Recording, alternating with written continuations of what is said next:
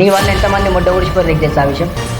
Online betting లో యువకుల ఉసిరు తీసుకుంటున్నారు. బెట్టింగ్ వలలో చిక్కి ప్రాణాలు తీసుకుంటున్నారు. ఒక్కొక్కటి పెళ్లి మడం తిరుగుతుంది. ఆడ ఇచ్చిన పైసలు ఉన్నాయి చూడు, వాళ్ళ దగ్గరికి వెళ్ళి ఓళ్ళ దగ్గరికి అయితే అంటే నాలాంటి వాళ్ళు ఉంటారా, నాలాంటి వాళ్ళకి దెంగిపోయి ఆడ వంచుతున్నావు. ఎంత నా దగ్గరికి ₹1,00,000 తీసుకుంటే అరే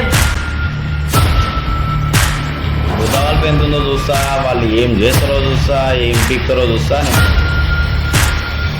ఓలో 3,000 కొట్టు అని చెప్తే స్కానర్ పెట్టి అప్పుడు 3,000 కొట్టినామంట. ఎట్లా ఎగవాడుతారో తెలుసా పైసల కోసము. ఎవడే కదా సంపాదించింది. అంటే పని పోయినావా?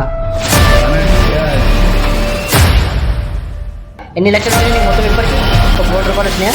ఇచ్చేది నాకు 20,000 ఇస్తారు వాళ్ళు. అంటే 20,000 ఇస్తే నువ్వు 50,000 ఎగిరేసిన అంటే ఇంతకీ 30,000 తెచ్చినావా? అంటే ఇన్స్టాగ్రామ్ లో దాంట్లో చూసినా అని అవకాత్ ఉండాలి. అంటే అవకాత్ మీనింగ్ చెప్పు ఒకసారి. అవగాత నువ్వు ఎంత దాకా చదువుకున్నా చెప్పినావు? నేను ఇంటర్ సెకండ్ ఇయర్. అవకాత్ మీనింగ్ వన్స్ అవ్వాల టైంలో నీ దగ్గర ఒక ₹130 లేకుండా నువ్వు జైలుకి అంతగానం పైసలు ఎట్లా వస్తున్నాయిరా? మందిని ముంచి పైసలు సంపాదించిన ఎగిరేసుడు ఒక 2 నిమిషాలు మందిని ముంచి ఎగిరేసిన తర్వాత వచ్చినాయి. ఎగిరేక ముందుకు రాలే, మళ్ళీ ఏరుకున్న వాళ్ళు దాని సగం మంది నీ దోస్తులు. అందరి మధ్యలో నేనే ఉన్నా. ఇప్పుడు ఒకళ్ళు నువ్వు బయట దొరికితే దోస్తులు ఏమైతే తెలుసు.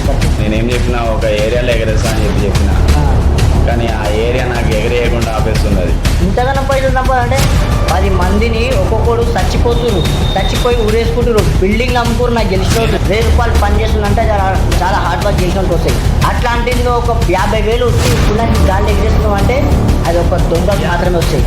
గేమ్ ఆడి అది అంత సంపాదించి ఏంటంటే నిజం చెప్పి ఒకసారి చెప్పి ఎట్లా చెప్తుంది? నిజం చెప్పాలి. ఇప్పుడు పైసలు పుకాటికి వస్తే ఎగిరేసుడు కాదు, దాని మీద వరుసుకొని వండుకోవచ్చు. కానీ ఎవడైతే పెద్ద వాళ్ళు నా మీద టార్గెట్ వేసారో మిమ్మల్ని అందరూ పంపిస్తాను. కేసు అయిందంట కదా మీ ఇంటికాడ, మీ దోస్తులు కంప్లైంట్ పెట్టిందంట. అట్లాంటిది నన్ను మొడ్డ కొడుకుతురాలు.